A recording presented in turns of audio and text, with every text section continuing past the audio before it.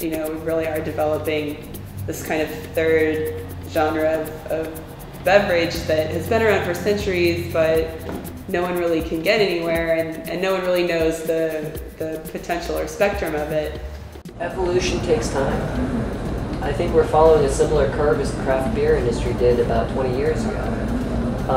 And there's a building. It builds, and we're still on the upturn of the curve. Mead is the oldest alcoholic beverage, so it's got about at least 15,000 years of history, human history, at least. Before there was writing, there was mead. I mean, this is an urban winery, or meadery, urban meadery, where it's a very neat concept, and it tastes great.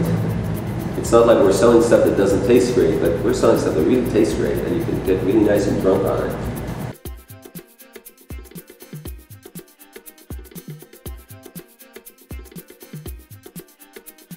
It takes us 6 months to make mead at the very least, sometimes as much as 8 or 9. Apple pie takes a full year. We're taking the time to make sure that, of utmost priority, we're making the best meads possible. There are some meaderies that will sell mead after about a few months. They'll sell a really young mead. We don't feel that at that time it has the flavor that we're trying to achieve. Local to us, the Brother Straight means really tightening down the supply chain, sourcing our raw materials very close to where the customers are that consume them. I feel that an intelligence that travels develops a breadth of experience. An intelligence that stays put develops a depth. We really see our business as a way to make that impact, and not just market or say we're local, but actually with our money, make choices that create a local economy. As a small business person, I want to see my neighbors succeed. That's a big piece of what it's about. Art is something that gives voice to the community around you, and it just seems like a natural fit. And creating that community around Wineland Park and around the Short North area, I think is something that also lends to a really sustainable business, not just being something that makes us money, like it is great, but then the community is also interested in seeing it stick around.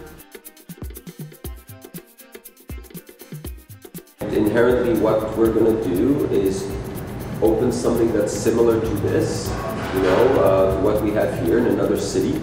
A city that has, 1 million plus people, so it can support it, and open one there. We're not going to make stuff here and ship it. That defeats the whole purpose of local. We'll be hiring new people at new locations, and I will be monitoring their progress, educating, being a mentor and educator to the new kids. If we ever do expand outside of Columbus, it would be to set up another entirely new meadery and an entirely different company that's owned locally by a majority, and has an essentially entirely different product, because all of the honey and everything will be sourced from that local place, which is one of the great things about the product too, because you're creating a distinctly local flavor in every place. The important part is that the quality of the mead is going to be maintained. If it's not the best mead in the world, we don't want to make it.